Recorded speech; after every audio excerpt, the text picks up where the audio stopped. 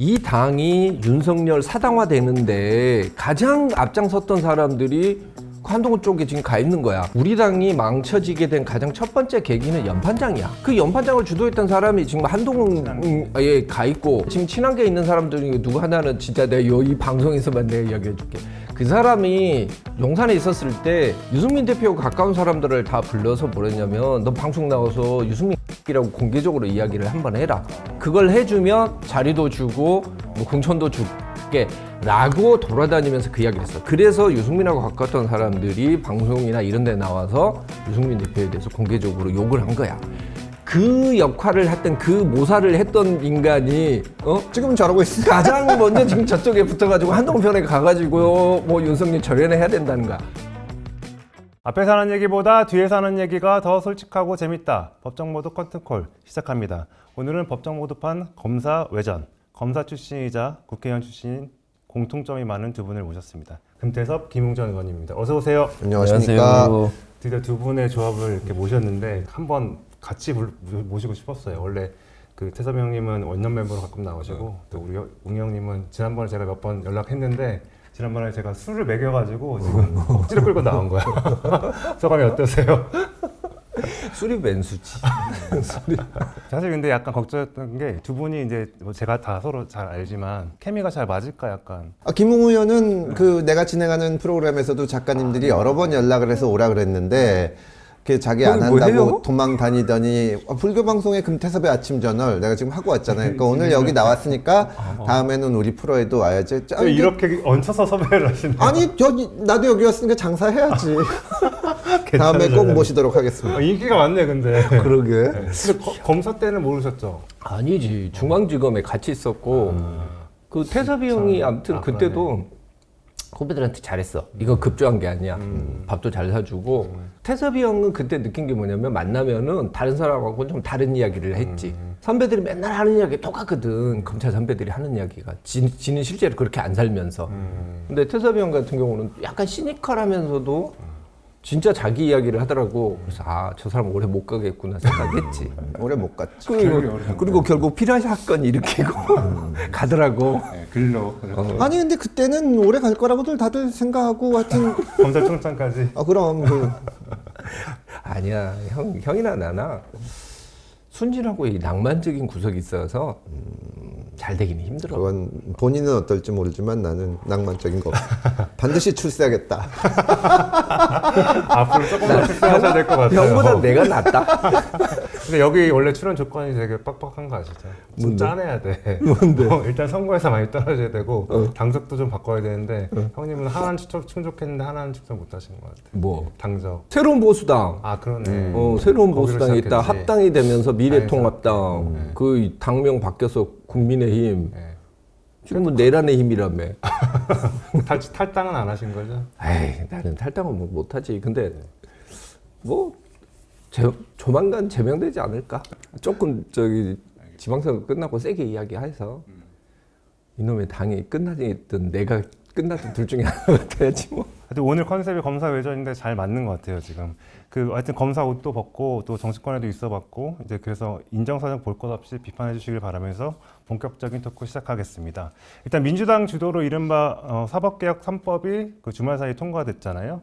근데 이제 검찰개혁의 마지막 관문인 이제 중대범죄수사청 및 공소청 설치법 처리를 앞두고 있는데 검찰청 폐지는 이미 기정사실화됐지만 이런 상황을 어떻게 보셨어요? 먼저 금 의원님 먼저. 민주당에서 그 수사 기소 분리를 맨 처음 얘기한 사람이 나예요. 그렇죠. 그 얘기를 할 때는 민주당에서 몰랐어. 그 당시에 문재인 대표가 대통령 후보를 나서시는데 이 공약을 만들 때 검찰개혁 공약이 공수처 만들겠다. 그래서 내가 수사 기소 분리를 하면 공수처가 필요 없다. 그래서 두 개가 들어가요. 그런데 이제 그거는 검찰을 없애라는 게 아니고 또 하나는 어쨌든 다른 걸 다 떠나서 뭐 검찰청 없애겠다니까 그런 의견도 있을 수가 있는데 특검이 정말 많잖아요. 그리고 정말 특검이라는 거는 일정한 기간에 딱 한 사건만 하는 건데 지금은 뭐 그냥 온갖 거를 다 해가면서 장기간에 가고 있는데 내가 봐서는 기존의 검찰 특수부보다 훨씬 강력하고 거기는 기소권, 수사권 다 있고 그리고 공수처도 마찬가지고 그러니까 어떻게 보면은 검찰을 완전히 없앤 것도 아니고 없앤다는 명분은 가지면서 이제 자기들이 원하는 어떤 강력한 수사 기소권을 갖춘 기관은 특검이라는 형태로 하고 있고 원하면 얼마든지 할 거잖아요 지금도. 그래서 이거는 앞뒤도 안 맞는다고 생각을 합니다. 예, 민주당 안에서 보면은 탈레반들이 있어요. 설치는 애들. 그 탈레반들이 지금 하고 있는 것 중에 이게 민주당 탈레반들의 문제가 뭐냐면 사법제도나 형사사법제도나 이런 제도라는 게 한 2000년 동안 사람이 이거저거 다 해보고 그렇죠. 그런 다음에 지금 만들어 놓은 거거든. 그 과정에서는 결국 깨달은 게 뭐냐면 아 사람은 정의를 알 수가 없구나. 그러니까 정의를 안다고 설치는 게 매우 위험한 거구나. 이렇게 해서 이제 만들어 놓은 거야. 탈레반들은 그게 아니거든. 일단 자기들이 생각하는 게 다 맞다고 생각해. 내가 보기에는 지나가다가 유튜브 한번 듣고 그러면 그게 이제 정책으로 나오는 거야. 네. 그래서 지금 얘네들이 지금 하고자 하는 것은 쉽게 말하면 그 유튜브 보고 나서 지금 뇌수술 하겠다고 지금 칼 잡고 지금 사람 뇌수술 하는 거라고. 결국은 나는 어떻게 생각하냐면 우리나라 사법제도에 있었을 때 이른바 킬링 필드가 일어나지 않을까라고 생각을 하는데 주로 피해자들은 돈 없고 힘없는 사람들만 되겠지. 근데 이제 왜 아무 말도 안 하느냐는 거야. 여기에 대해서. 왜 김웅 변호사는 아무 말도 안 하냐고 그러더라고. 그래서 나는 뭐라 그랬냐면 쟤네들이 지금 하고 있는 불장난이 있는데 차라리 저 민주당 탈레반들이 하는 불장난으로 인해서 뭐 화가 뭐 불이 타고 나면 재개발하기 쉽지 않나. 왜냐? 지금 미국의 시카고나 시애틀이나 런던이나 이 도시들이 지금 세계적인 도시가 되고 이렇게 현대적인 그런 구조를 이루어질 수 있게 된 거는 사실은 대화제가 다 한 번씩 겪은 거거든. 그러니까 우리 지금 사법제도도 사실은 얘들이 하고 있는 이 불장난을 끝나고 난 다음에 폐허해서 다시 한번 세우는 게 나을 것 같아. 지금 우리나라 제도를 여기 조금 저기 조금 이렇게 손보는 건 안 맞는 것 같고 난 그런 면에서 부장난 한번 해보라 이런 취지. 아니 근데 그 말도 나는 심정적으로는 아주 공감은 가는데 그러나 이제 그 과정에서 불났을 때 얼마나 많은 사람이 다치고 그리고 이제 뭐가 있냐면 현실적으로 지금 민주당이 하는 짓이 아주 어리석고 말한 대로 진짜 뭣도 모르면서 본인들이 옳다고 생각해서 독선적으로 하는 것은 맞는데 그럼 그 전에 검찰이 문제가 없었냐면 그건 아니에요. 진짜 우리 대한민국 검찰은 문제가 많아. 근데 민주당에서 자꾸 이제 뭘 이상한 걸 하자 그래. 뭐 공수처도 하자, 저 검수완박도 한다, 6개 범죄. 그러면 이제 이거를 뭘 하자는데 막기는 어려워요. 왜 넌 그럼 뭘 하자는 건데? 내가 아무리 설명을 해도 대안이 없잖아. 막 이런 식의 당하는데 그때 내가 국민의힘을 보면서 정말 진짜 짜증이 난 거는 뭐라도 좀 만들어 오면 그럼 이제 이렇게 할 수가 있는데 이 집은 뭐가 없어요, 항상. 그러니까 나 혼자 막다가 공수처 생기고 검수완박 할 때도 마지막에 가니까 그 당시에 이제 법사위원장 했던 권성동 의원이 자기가 들어보니까 금태섭 의견이 옳다는 거야. 그때 가서 이미 본회의 통과 다 상정이 다 돼 있는데 그 불탄 다음에 새로 건설하자는 말도 굉장히 공감이 가지만 나는 보수 쪽에서도 좀 뭔가 안을 내서 그게 돼야지 이 듣다 보면은 내가 정말 이 문제에서 객관적이고 중립적이라고 자부하는데도 이쪽은 대안이 없다 도대체. 뭐 그냥 그러면 거기다 할 수 있는 말은 그럼 지금이 정상이냐. 그 얘기가 참 답답하더라고요. 그러니까 그때 생각해보면 혼자 이제 반대를 하다가 결국에는 모난돌이 정맞고 이제 지금 이제 원래 뭐 났어? 잘생긴 돌이 맞아. 형은 아니 내가 왜냐면 사실 착하게 생긴 거지 잘생긴 건 아니야. 내가 착하게 살았는데 내가 그건 정말 맞지. 검찰에서도 그 검찰총장 경고를 받았어요. 근데 그 직전에 검찰총장 표창 받고 경고 받았는데 민주당 와서도 내가 추미애 이해찬 대표 표창을 연달아 받은 아주 거의 없는 사람인데 그 다음에 경고를 받고 보니까 사람 삐뚤어지지. 어떻게 계속 착하게 살겠어? 아니 근데 형님 그 이야기가 나와서 말하는 건데 저나 몇몇 분 중심으로 해서 형사사법제도를 어떻게 고칠 것인가에 대한 대안을 우리가 만들긴 했어요. 그리고 윤석열이 그 불법 계엄하고 그 다음 날부터 제가 책을 썼어요. 이거 망했다. 저 인간 결국 탄핵되는구나. 형이 아까 말씀드린 것처럼 그럼 왜 보수는 그럼 니네는 뭔 대안이 있느냐. 대안을 만들어야겠다. 기본적으로 검찰은 수사를 통제하는 기관이지 수사를 하는 기관이 아니거든. 맞아요. 그래서 검찰의 특수부하고 사법경찰을 붙여서 한국형 FBI를 만들고 경찰은 치안하고 한국형 FBI는 수사하고 검찰은 수사 통제하고 이 형태로 가자. 검찰이 왜 만들어졌고 이게 왜 필요한지를 이제 설명을 하려고 책을 쓰다 보니까 400페이지인데 앞에 한 300페이지는 역사 이야기인 거야. 안 팔리게. 출판은 했는데 네. 망했지. 망했지. 아니 내가 옛날에 이 민주당 의총에서 그래가지고 나도 압축해서 PPT 몇 장으로 한 게 있는데 그 얘기했으면 줬을 텐데 그리고 내가 인쇄 상당 부분을 나는 저긴 400페이지 쓰고 다음에 나는 공저로 형 한번 망했어. 하시죠. 망했어. 내가 나중에 보내줄게. 알았어요. 아니 근데 실제로 보수가 지금 문제가 뭐냐면은 대안을 안 내. 안 내요. 예, 예. 그러니까 얼마 전에도 보면 대통령이 생리대 이야기를 했단 말이야. 너는 그거 되게 좋은 이야기라고 생각을 하고 우리 당에서는 뭐 한동훈이 쫓아내네 마네 막 이런 이야기하고 있었을 때 대통령은 나와서 뭐 우리나라 전체 인구 중에 거기에 대해서 정말 민감한 사람은 몇천 명밖에 안 되겠지. 근데 그 몇천 명밖에 안 되는 사람들을 위해서 그런 이야기를 해주는 거야. 그럼 거기에 대놓고 우리는 우리만의 뭔가 대안이 나와야 되잖아. 거기서 갑자기 시장 경제를 모른다는 이야기가 나오는 거야. 시장 경제에서 도저히 안 되는 사람들이 있단 말이야. 거기에서 편입이 안 되는 사람들.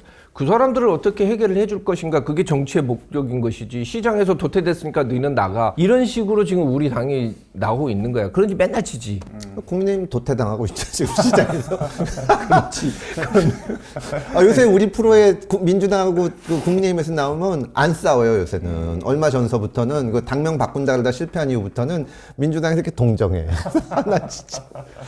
아까 말씀하신 한국형 FBI가 사실상 지금 이제 중수청이 이제 그 모델로 간 건데 이제 중요한 거는 이제 10월 달부터 검찰청 폐지가 현실화되면 이제 검사들은 일단 선택을 해야 되잖아요. 중수청으로 가느냐 아니면 공수처로 남느냐 하는데 그럼 두 분은 후배들한테 이제 어떤 선택을 하라고 좀 조언하고 있어요? 우리 의원실에서 이제 그 대학생 인턴을 잠깐 하던 친구가 있는데 아주 성실하고 실력도 있고 해가지고 이거 마치고 우리 의원실 마치고 로스쿨 가서 3년 있다가 로펌에 가가지고 이제 또 있다가 검찰에 지원을 해서 검사가 됐어요. 모임에서 이렇게 만났더니 제가 9월까지 열심히 하겠습니다. 그러니까 사실은 뭐 중수청에 가건 검찰이 공소청으로 되건 남건 과거와 같은 직업이 아닌 거예요. 그렇죠. 그럼 대부분은 이제 뭐 그만두거나 아니면 있다 그러더라도 이 직업에 대한 자부심이 과거와 같을 수는 없는 거지. 그럼 공소청은 검찰이냐? 지금 왜냐면 우리가 외국 출장 가면 검찰이 그동안 뭐 프로시큐터라고 하고 검사를 그렇게 얘기를 했는데 그 공소관도 같은 건지 아니 다 이게 뭔지도 잘 모르는 거고 이 중수청이라는 거는 사실은 검사들이나 수사 경험이 있는 사람들을 끌어들이기 위해서 이름은 근사하게 졌지만 사실은 경찰이에요. 난 경찰에 수사를 잘하는 사람들이 가야 된다고 생각해. 지금 검사가 되려고 온 사람들 글로 뭐 양쪽 다 선택할 수가 없는 거 아닌가? 어떻게 생각해요? 옛날에 막 형이나 내가 이야기했던 것을 어디서 주워 들은 거야. 그래, 맞아. 그게 주워 들어서 이 사람들이 아주 이상하게 만들었어. 수사가 뭔지를 모르고 기소가 뭔지를 잘 몰라. 이게 수사와 기소가 어떻게 연결되어 있는지도 잘 모르는 거야. 그런 상태에서 이제 이 사람들 머릿속에는 뭐냐, 막 여러 가지 생각이 있는데 뭔가 변화는 가져와야 되는데 민주당 탈레반들의 가장 기본적인 그 어떤 형사사법에 있었을 때 이 사람들이 생각하는 가장 이상적인 모델은 이거야. 자기들이 가장 행복했었을 시절, 검찰 때문에 가장 행복했던 시절이 언제냐? 한동훈이가 화양연화 시절이었다라고 이야기했던 그때야. 적폐 수사하고 사법농단 수사하고 이러면서 민주당이 원하는 대로 검찰 특수부가 막 가서 정말 보수 진영 사람들 막 때려잡을 때인 거야. 즉 검찰 특수부가 자기 친위 부대였었을 때가 제일 좋았지. 그래서 야 이제 검찰 특수부는 우리 친위 부대가 됐구나라고 생각했는데 조국 때 뒤통수를 맞았다고 생각하는 거지. 그리고 나서 이제 공수처에다 몰빵을 했는데 공수처는 너무 망했죠. 무능한 망했죠. 거지. 네. 자기들이 봐도 자기들이 화를 내잖아. 그러고 나서 이제 얘네들은 그래도 여전히 생각하는 게 뭐냐면 우리 친위 검찰이 필요하다. 그래서 만든 게 중수청인 거지. 무슨 수사 기소를 분리 관계없다.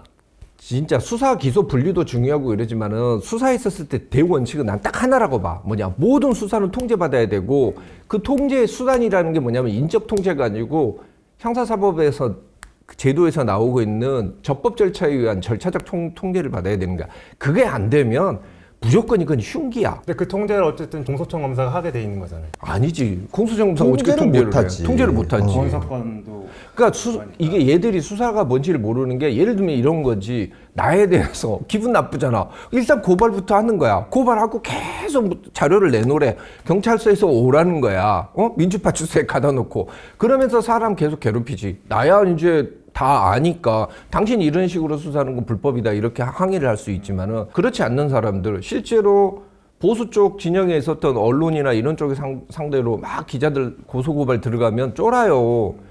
그런 거 하고 싶은 거지. 근데 그런 수사를 할 때 그 누구도 지금 통제를 할 수가 없어. 그러니까 이게 수사와 기소를 분리한다고 할 때 사실은 내가 수사 기소 분리를 얘기하면 수사 기소를 분리하면은 이제 검찰에서 직접 수사 권한이 떨어져 나가는데 그러면 대신 이 통제권은 강화해야 된다. 그러니까 경찰은 사실은 이걸 잘 알아야 되는 게 수사를 분리하자가 아니라 그 경찰의 오래된 꿈은 우리도 검사처럼 하고 싶다. 우리도 영장 청구하고 싶다. 이거거든. 그래서 수사 그 지휘권을 없앴어요. 그리고 수사 기소를 분리해 놓으니까 통제가 안 되는 거야. 그 다음부터는 한편으로는 권한을 남용하면 지멋대로 할 수 있는 거고 한편으로는 어디 물어볼 수도 없어요. 그러니까 이제 좀 복잡한 사건이나 법리적으로 어려운 거 검찰에 예전 같으면은 전화해서 이거 어떻게 하는 겁니까 물어보는데 지금은 검찰에서도 뭐 내 사건도 아닌데 네가 알아서 하세요 그러는 거지. 그러니까 사건 처리가 안 되는 거잖아요. 사건 처리가 안 돼요. 미제는 그러니까 쌓이고. 그리고 이제 자존심 상해서 묻기도 싫으니까 처박아 두면 검찰도 저기 처박혀 있는지 마는지 아무 상관도 없으니까. 그러니까 진짜 범죄 피해자들이 죽어나고 시간 걸리는 거죠. 그럼 앞으로 뭔가 하여튼 지금 이 제도가 올해 10월부터 이제 바뀌는데 부작용이 엄청 날 거 아니에요. 내가 옛날에 조국이 그 수사권 조정안 그 들고 나왔었을 때 그때 내가 그게 삼불법이라고 그랬거든. 서민한테 불리하고 국민한테 불편하고 수사기관은 불공정하게 힘이 세질 것이다 라고 이야기를 했어. 그때 그 조국이랑 뭐 그쪽 사람들이 뭐라 했냐면 이제 형사사법 제도나 고소 고발하면 쉽고 빠르고 공정하게 사건 처리될 것이다라고 다 이야기를 했어. 그렇게 되나 안 되나 지켜보라고 이야기를 하면서 나한테 막 협박까지 했단 말이야. 근데 지금 결과가 어떻게 됐냐.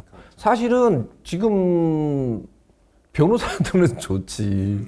변호사들은 되게 좋은 게, 뭐 형님 실무를 안 하셔서 잘 모르시겠지만은 우리 하는 사건 중에 지금 새로운 시장이 열린 게 뭐냐면 이의신청이야. 경찰에서 다 불송치를 했단 말이야. 옛날엔 경찰에서 무혐의 의견이면 그게 검찰에 넘어가서 검찰에서 어찌됐든 그걸 봤어. 근데 이제는 그냥 그게 끝나는 거야. 경찰.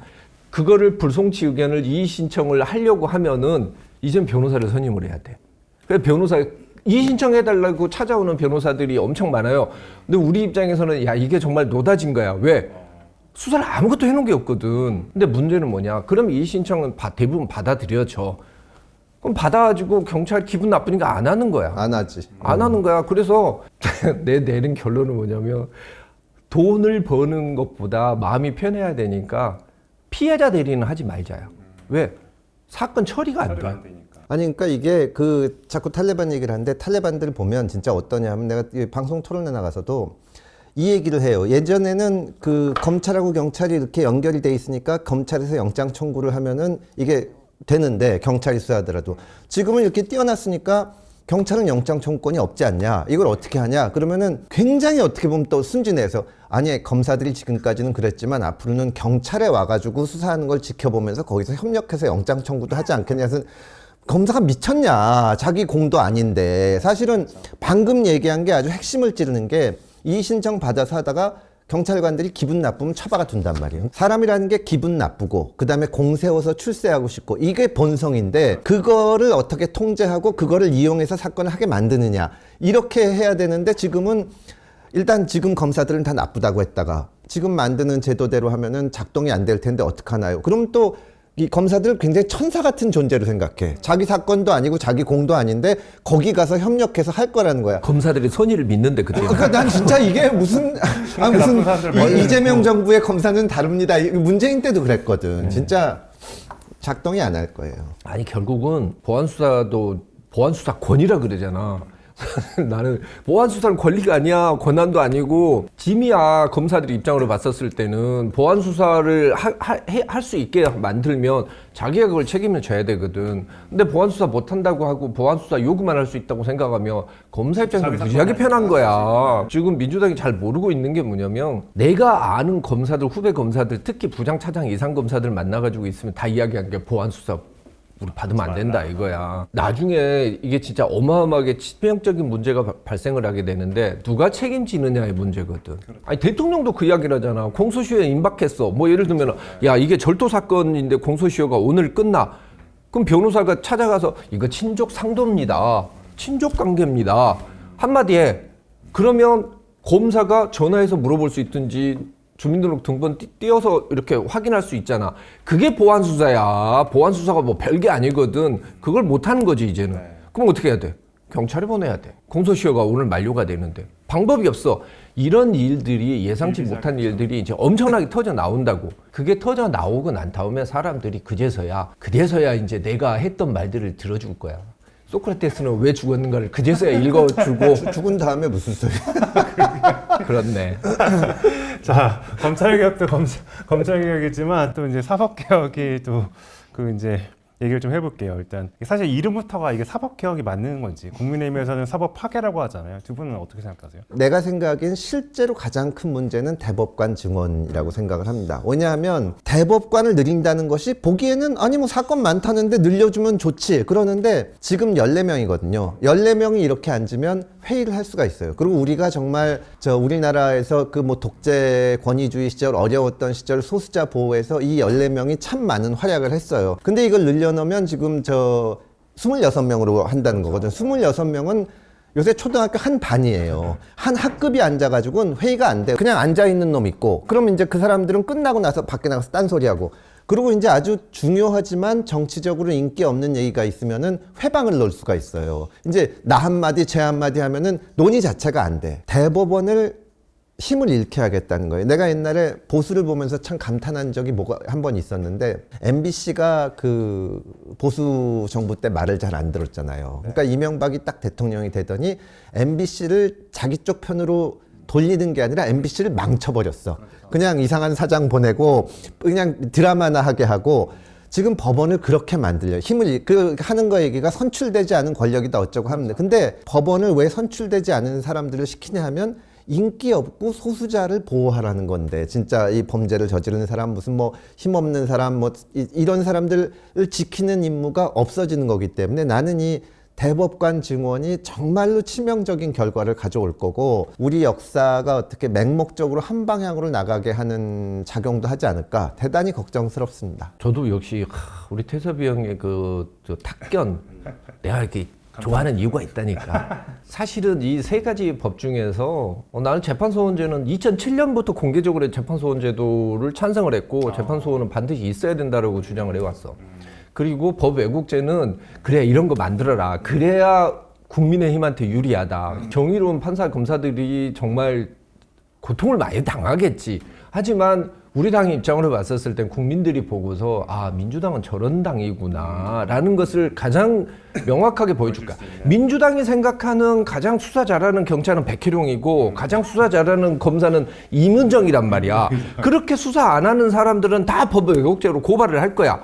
그럼 엄청 고통을 받겠지. 사람들이 보면서 아 민주당은 저거는 또라이들이구나. 쟤들은 탈레반 맞구나 라고 생각할 거야. 그래서 나는 우리 당한테 이거는 참 우리 당을 살리는 법이 될 것이다 라고 생각하는 것이고 재판소원제도라는 것도 법리적으로 따지고 봤었을 때 공권력의 뭐 작용 부작용으로 인해서 국민의 기본권이 침해가 받고 다른 구제 절차가 없었을 때 헌법 소원으로서 구제를 받아보자라고 하는데 공권력이라는 거 한 것은 입법, 사법, 행정이 있어. 네. 그럼 입법에 의한 침해도 있고 행정에 의한 침해도 있는데 사법에 의한 행정 침해가 왜 없어? 대법원 자신들도 이번에도 막 재심을 하잖아. 그럼 그거는 재심은 뭐냐? 자기들이 잘못됐다는 걸 인정을 하는 거야. 지난번에 보시면 알겠지만은 이재명이 대법원 가서 그렇게 살려주는데 그런 대법원을 어떻게 믿어, 사실. 아무튼 그런 문제가 있고 이 법이라는 게 1987년 7월 22일 날 밤에 갑자기 만들어진 거야. 그 헌법재판소 그 68조에 법원의 재판을 제외하고 하는 부분이 원래 원안에 아예 없었어. 7월 20일 날 밤에 갑자기 생겨서 들어간 거야. 그래서 이제 나는 그런 부분들을 생각해 보면 여러 가지 면에서 재판소는 꼭 필요하다고 생각을 하고 있고 그게 그렇게 남용될 가능성도 없고 대법원은 그러면 잘하나? 권순일 대법관이 잘했다고 생각하는 사람이 누가 있나? 김만배를 그렇게 많이 만났다는데 그런 대법원을 믿을 수 있느냐는 거지. 그래서 난 그건 반대 안 해. 그리고 대법원 증언은 그건 무지하게 심각한 거야. 옛날에 프랭클린 루즈벨트도 그랬고 도널드 트럼프도 그렇고 대부분 뭐냐면 행정부가 힘이 과대해졌고 자신이 완전히 넘쳤었을 때 그때 늘 들고 나왔던 것들이 뭐냐면은 대법관 증언 이야기가 나온단 말이야. 사실은 그걸 통해서 사법부까지 장악을 하겠다라고 나오는 건데 우리나라 헌법뿐만 아니라 전 세계에서 지금 이제 일본 공산주의 국가 빼고 나머지는 다 권력을 분립해야 된다고 생각을 하고 있거든. 그리고 이 제도는 미국에서도 미국이 그렇게 일반적인 판사들 같은 경우에는 뭐 과반수 이상의 주에서 선출을 해요. 하지만 연방이나 각 주의 대법관들은 선출로 뽑는 게 아니야. 왜냐? 이 사람들은 여론을 의식하면 안 되거든. 그리고 공동체가 무너질 때 마지막으로 떠받쳐야 되는 건 뭐냐면은 다수의 의견을 존중해주면은 공동체가 유지가 될 것 같은데 그렇지가 않아요. 모든 사회는 원심력과 구심력이 있으면 원심력이 커지면은 사회가 망가지는 거거든. 원심력은 누구냐? 사회에서 가장 천대받고 마이너리티들이 원심력이 생길 수밖에 없거든. 이 사람들을 마지막이라도 달래서 조금 끌고 들어와 주는 역할을 해줘야 되는 거지. 그 역할을 해주는 게 사실은 대법원이고 미란다 원칙 같은 경우도 사실 저 애리조나 대법원에서까지 유죄가 났지만은 네 번째 사심이라고 할 수 있는 연방대법원에서 미란다 원칙이라는 걸 만들어내서 그 흉악범을 무죄로 풀어줬단 말이야. 근데 그 판결로 인해서 얼마나 많은 사람들이 억울한 그 수사와 재판에서 구제가 됐겠냐고. 절차적인 문제. 그렇지. 대법원이 지금 이제 이런 숫자가 늘어난다. 그럼 뭐 뻔하지. 이재명 대통령이 누구를 뽑겠어? 다 자기 편 뽑겠지.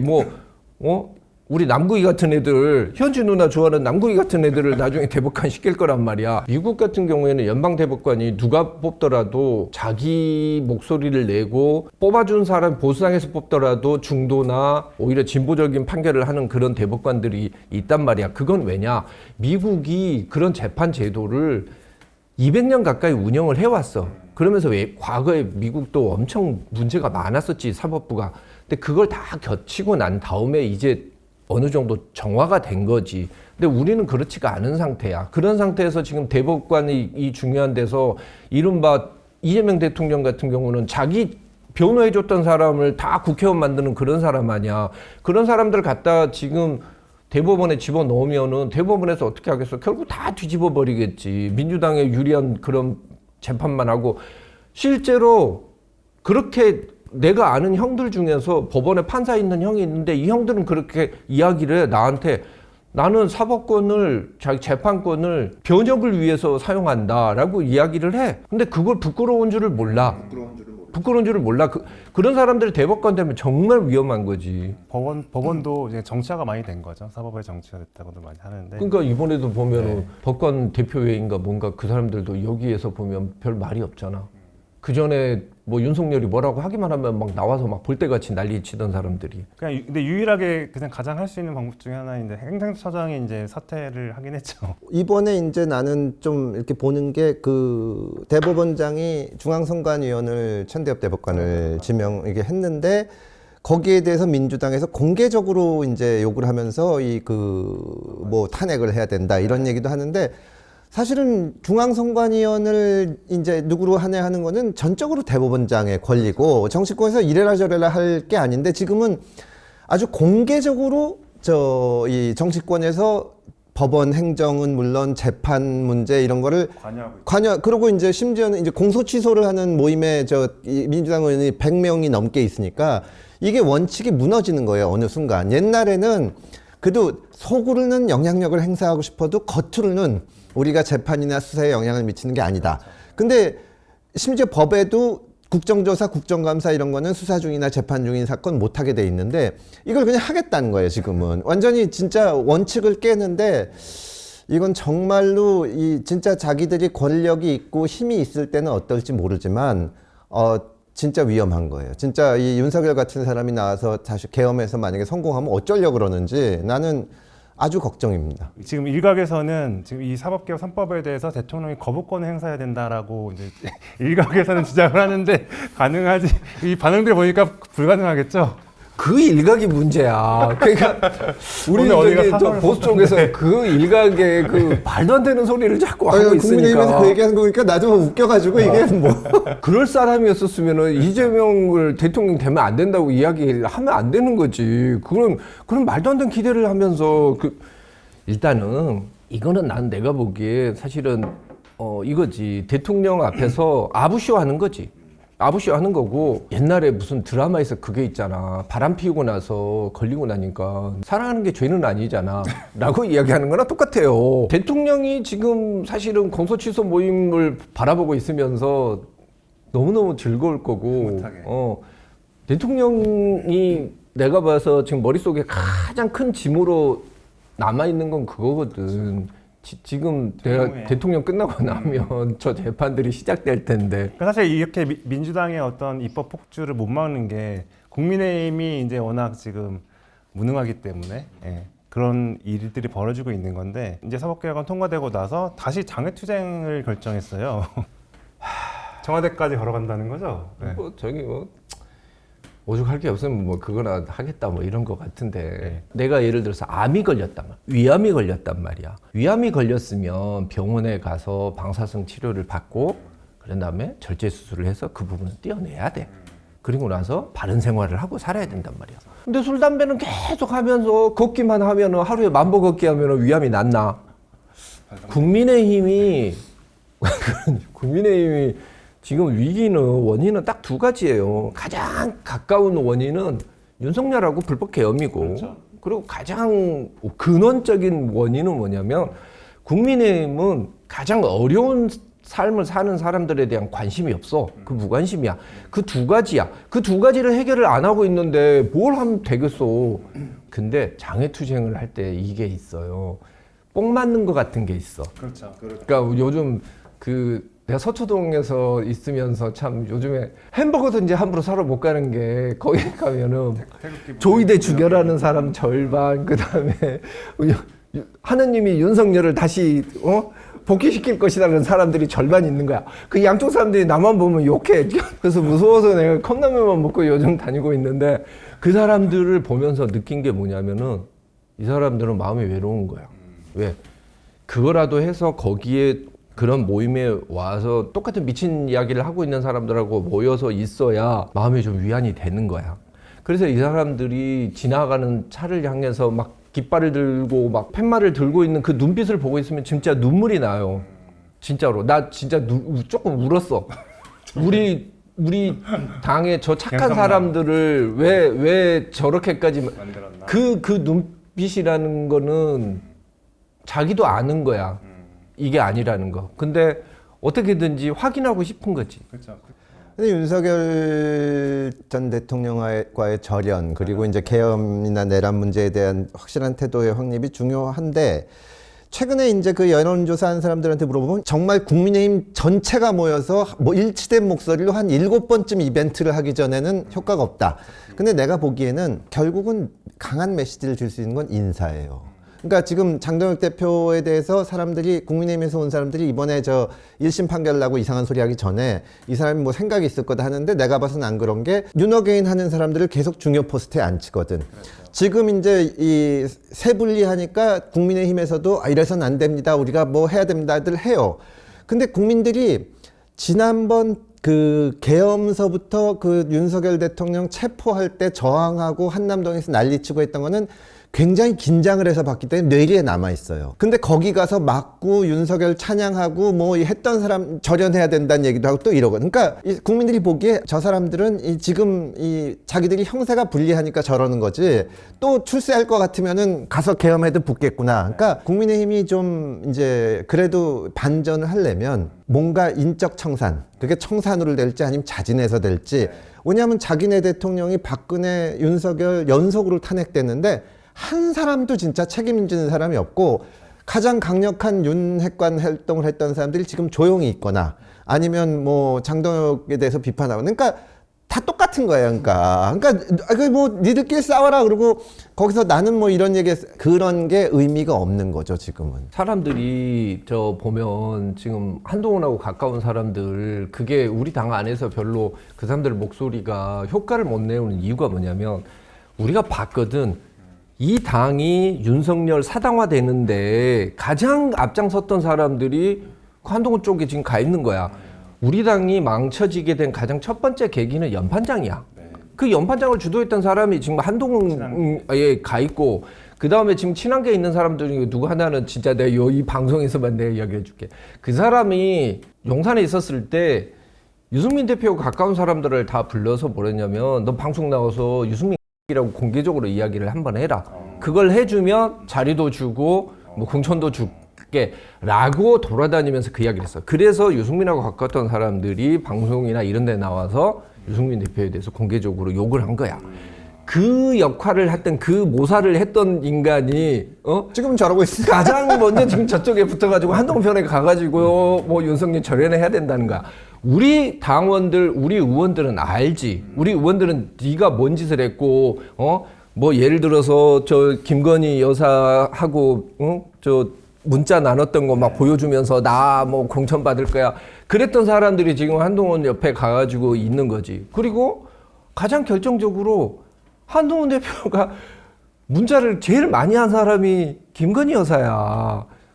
그런 사람들이 나와서 이야기를 하니까 말이 안 통하지. 그래서 나는 내가 그때 뭔 이야기를 했냐면 솔직히 지금 와서 누가 뭐 저 친윤이네 뭐 반윤이었네 이런 이야기를 하는데 반윤이 누가 있었냐. 솔직히 톡 까놓고 얘기해서 반윤해서 3명도 안 되는데 그거 하지 말고 그냥 우리 옛날에 보면 인조가 그랬대지 않느냐. 그 환양녀들 들어와서 욕먹으니까 홍제천에 가서 씻고 나면 다 사면해 준다라고 형식적으로 그 이야기를 하지 않았냐. 그냥 우리 당 의원들 다 홍제천에 가서 목욕 한번 하고 난 다음에 친윤했던 거 다 벗고 다시 시작하자. 저는 입수라도 해서 바닷가에 가서 입수라도 하고 그렇게 해서 뭔가 보여주지 않으면 지금은 뭐라고 이야기를 해도 형님이 이야기한 거 똑같아요. 새가 불리하니까 니네가 지금은 반윤을 외치지. 그러면 차라리 친윤 계속 하고 있는 놈이 그나마 의리 있는 거 아니냐. 이렇게 보는 거라고. 지금 이제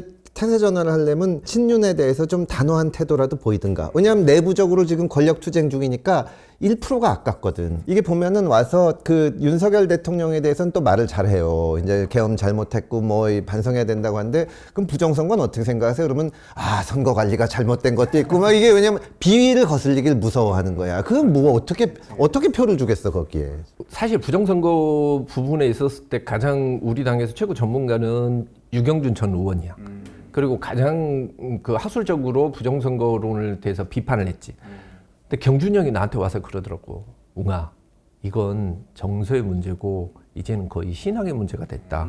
내가 아는 형, 내가 진짜 좋아하는 형이야. 이 형이 부정선거론자야. 이 형한테 가서 내가 형 등신이야. 지능이 떨어지는 거야. 형은 음모론에 빠져 있는 거고 유튜브에 빠져가지고 있는 거고 평균 이하의 지성이 아니고서는 그런 걸 믿을 수 없어 라고 이야기할 수 없거든. 왜냐? 이 형이 바라는 거 뭐냐면 사실은 그거야. 현실 부정이야. 우리가 소수고 우리 이야기를 들어주지 않는다. 이제는 더 이상 우리가 주류가 아니다라는 것을 인정할 수가 없는 거지. 그래서 나는 얼마 전부터는 한 2년 전부터는 바꿨어. 부정선거 이야기하는 사람한테 손을 꼭 잡고 그 이야기를 해. 형님, 부정선거를 제일 먼저 이야기했던 건 김어준하고 정의구현 사재단입니다. 형님, 저를 믿고 저한테 힘을 불어주세요. 그럼 우리 당을 바꿔서 민주당에서 다시 부정선거 이야기를 하도록 만들어 드릴게요. 그러기 위해서는 형님 제 이야기를 들어주세요. 그러면 조금 마음이 열려요. 제 이야기를 들어주세요. 그러니까 그 사람들한테 가서 이야기를 하는데 그건 신앙의 문제가 됐다니까 이제. 그리고 이 사람들은 그게 아니면은 이제 마음이 도저히 너무 외로운 거야. 2012년 대선 때 그 박근혜 대통령이 당선됐을 때 정말 양 진영이 한 명씩 내세워가지고 공권일척의 승부를 봤는데 우리가 졌어요. 그러니까 김어준이 부정선거 들고 나온 거야. 그러니까 여기도 현실 부정이지. 우리가 이럴 리가 없다. 그때 뭐 조국인이 다 나서서 안철수 사퇴하고 나서 뭐 골든 크로스가 일어나니 많이 했는데 지니까 설명을 할 수가 없는 거야. 근데 우리가 그때 어떤 식으로 극복을 뭐 일부러 한 건 아니지만 된 게 그냥 별로 신경을 안 썼어요. 근데 국민의힘은 보면은 거기에 적극 협조를 해. 예를 들어서 무슨 사전투표 없애겠다. 이게 말은 사전투표 선관위 관리 잘해야 된다. 이런 거 같지만 그게 다 부정선거한테 힘을 실어주는 거거든, 그 사람들한테. 민주당은 그건 안 했어요. 이준석 개혁신당 대표가 이제 전환기 씨하고 부정선거 토론회를 했는데 그거 끝나고 나서 또 장동혁 대표는 이제 선거 시스템 손봐야 된다 이렇게 또 한 말씀 얹으셨잖아요. 그걸 보면은 이제 깊은 한숨을 이렇게. 아니 그 장동혁 대표한테는 한번 가서 얘기를 하세요. 넌 IQ가 낮구나. 아니 근데 사실은 뭐냐면 장동혁 대표에 대해는 뭐 기대가 없기 때문에 별 뭐 이야기를 안 하는 거고, 지금 이제 사실 우리 당 대부분의 의원들이 뭐냐면 그 우리 당의 대다수 의원들은 한동훈에 대한 그 어떤 실망감과 적개심이 되게 강해요. 그래서 사실은 장동혁을 공격을 하게 되면 한동훈이 힘이 실어질 것 같으니까 조용히 있는 거고, 이번에 1심 결과가 나왔는데, 윤석열 1심 결과가 나왔는데 장동혁이 저렇게 이야기하는 걸 듣고 우리 의원들이 다들 멘붕이 온 거야. 정말 충격을 받아버린 거야. 저게 진짜였어? 이건 거지. 아니 지금 한동훈부터 일단은 정리하고 가자는 것 때문에 뭐 저런 태도인 줄 알았는데 저게 진짜였어 이런 거야. 근데 장동혁 입장에서는 신앙이 아니고 이런 거지. 우리 당은 이제 정말 짠물만 남은 거야. 이제 여기에서 살 수 있는, 여기에서 뭐 예를 들면 염도가 어느 이상 올라가게 되면은 홍학인가 뭔가 그것만 살 수 있어요. 그 무슨 조류 먹고 살 수 있다는 그거 외에는 나머지는 살 수가 없어요. 내가 홍학이라고 생각해봐. 스틸워터가 들어온 걸 막아야 된단 말이야. 그러면 여기에 막 다른 새들, 나보다 힘센 새들이 막 펠리칸 이런 애들이 막 올 거 아니야. 그러면은 나는 못 사는 거야. 뭐 홍학 입장으로 봤을 때는 아무도 살 수 없는 짠물이 맞아. 이게 맞다고 생각하는 거지. 결국은 우리 당 지지율이 17%까지 이렇게 떨어지고 있으면서 과거에 장동혁 대표가 당대표가 되는 데 있어서 가장 결정적인 모멘텀이 뭐였냐면 전환기를 불러들였어.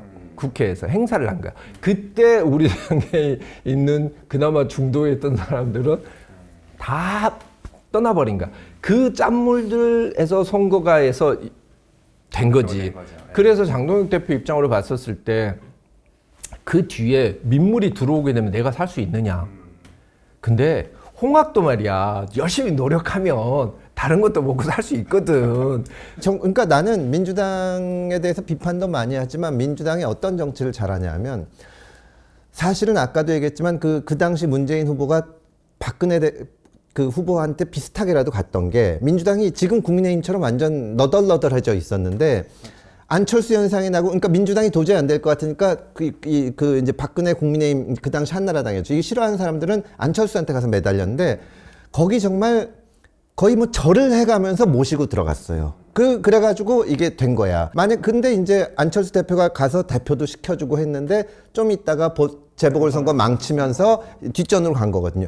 그 이용한 건 충분히 이용하고 지금 국민의힘은 그걸 못해요. 만약에 그리고 한동훈 전 대표가 거기서 진짜 잘해가지고 지방선거에서 승리하면 좋은 거지. 그리고 아니면 이 사람 실력이 없는 거구나. 이번 같은데 이 어려운 선거에서 뭘 맡기든지 하지, 자꾸 안 하니까 이 한만 쌓여가는 거야. 내가 그때 기회만 받아. 그리고 그 주변에 있는 사람들이 이 기회만, 그러니까 오히려 와서 하게 해주고, 그 잘하면 좋은 거고, 안 되면 안 되는 대로 또 가는 건데, 국민의힘은 지금 아까 말대로 짠물 하는 게, 근데 이제 짠물 하는 사람들 얘기 들어보면 민주당이 결국 합리적인 이 얼굴도 잘생긴 금태섭 같은 사람 쳐내고 짠물 해가지고 승리하지 않았냐. 못 보내줬어. 아무튼 민주당 한번 갔다 오면 저런다니까. 아니 근데 원래 잘난 척 많이 하잖아요. 아니 그게 이제 어떻게 보면은 사람이 다 좋은데. 국민의힘도 짠물 전략 쓰다 보면 이제 언젠가 이재명 대통령이 큰 사고 치고 이랬을 때 된다. 항상 정치권에 내려오는 게 똑같은 방법으로 두 번은 안 됩니다. 국민의힘 절대 그렇게 안 돼요. 아니 거의 두 분이 방언 터지시 얘기해서 시간이 많이 다 돼가지고 일단 정리하기 전에 저희가 준비한 게 있는데 요거는 하고 넘어가야 돼. 네. 그게 뭔데? 자, 네. 장동혁 대표하고 이제 한동훈 전 대표를 이제 정말 선택하기 어려운 거 아닌가? 이제 장이냐 한이냐를 고르면 돼요. 네. 첫 번째 질문. 추락한 국민의힘의 지지율, 대구에서 민주당과 동률된 지지율, 누구 책임이 더 큰가? 하나, 둘, 셋.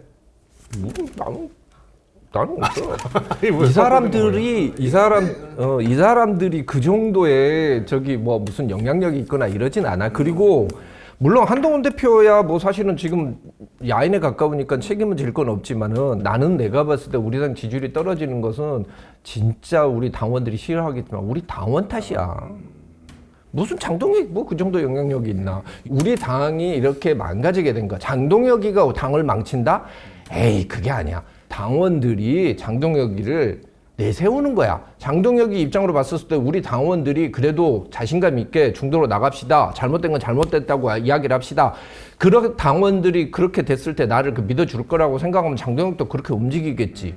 그 17%가 지금 완전히 쥐고서 모든 걸 좌지우지하고 있는데 그래서 의미가 없다.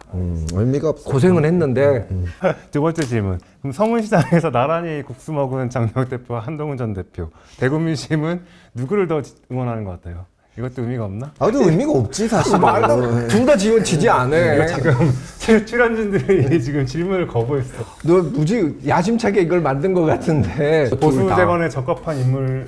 둘다 나는 없는 김웅 의원 사진 같은 거를 하면은 될 텐데. 이렇게 해야 돼. 아니야. 우리 당을 살릴 것은 결국 우리 당원밖에 없어. 형이 아까 이야기했듯이 어떻게 보면 당원들한테 아부할 생각밖에 안 하는 거야. 근데 그러면 안 돼. 당원들이 잘못됐으면 잘못됐다고 이야기했지. 나는 그래서 사실은 우리 지역구에서 저 경로당 2군데 출입 금지를 당했거든. 그 얘기해서. 엄청 싸웠지. 이렇게 하면 우리 당 망한다. 근데 그 양반들이 작년부터 나한테 문자를 보내더라고. 그때 왜 정확하게 설명을 안 해줬냐는 거야. 근데 당원들이 정신을 제대로 차려야 돼요. 이대로 가면은 당도 망치고 나라도 망치는 거야. 그 당원들 야단 못 치고 당원들한테 끌려다니는 게 민주당이에요. 사실은 이제 민주당이 그때 많이 나온 얘기가 우리나라 이제 리더십은 없고 팔로우십만 눈치만 본다. 근데 사실은 국민의힘이 그때 우리는 안 그렇게 하겠다. 우리는 이 끌고 가겠다. 약간 반보고 앞서서 이런 태도를 보여야 이게 대비가 되는데 지금 국민의힘의 문제는 자꾸 민주당을 보고 배워요. 그러니까 차별이 안 되는 거야. 때로는 사람들한테 얘기도 해야 되고 쓴소리도 해야 돼. 이렇게 갔으면은 지금 민주당이 힘들 때 아 국민의힘의 말이 그때 맞았구나 이게 되는데 얘네나 똑같은데 얘네가 좀 못하거든. 아니 근데 내가 우리 당 의원들이 나한테 그러더라고. 우리가 너를 왕따시킨 게 아니고 네가 우리를 왕따시켰다 그러더라고. 근데 그 말은 맞는 것 같아. 그래서 반성을 하고 있고. 근데 결국은 이런 거지. 누군가가 나와서 우리 당을 바른 방향으로 이끌고 나가고 누가 뭐 해주기를 당원들이 바라는데 형님이 좀 책임지고 이렇게 총대 메고. 아니요. 나는 우리 당원들이 가장 싫어하는 저 정치인 중에 한 명이기 때문에 나는 이해가 안 되는 게 민주당에서 그렇게 그 고발을 많이 하는데도 불구하고 우리 당원들은 나보고 민주당 첩자라 그래. 나 그게 이해가 안 되는 거야. 민주당 애들은 나보고 뭐 극우 파시스트라 그러고. 요새는 원래 상식적인 분들이 양쪽에서 공격을 많이 받는 세상이니까. 그렇지. 그러니 하시고 오늘 약간 방언 보듯이 이렇게 시간이 아니, 지나가서 뭐, 예. 네, 너무 즐거웠는데 시간이 다 돼가지고 일단 오늘은 여기까지 마무리하고 대신에 또 정기적으로 좀 시간이 아니 그게 아니라 내주셔가지고. 우리 방송에 와야지. 자 그러지 마시고 아니 얘가 술을 먹고 난 다음에 나도 너무 고개를 나도 그렇게 하지 술은 마요. 사줄게. 나도 술은 사줄게. 그래. 자, 일단 식사하러 가시고 자 마무리하겠습니다. 예. 오늘 커트콜은 여기까지입니다. 좋아요, 댓글, 구독, 알림 설정 부탁드립니다. 감사합니다. 고맙습니다.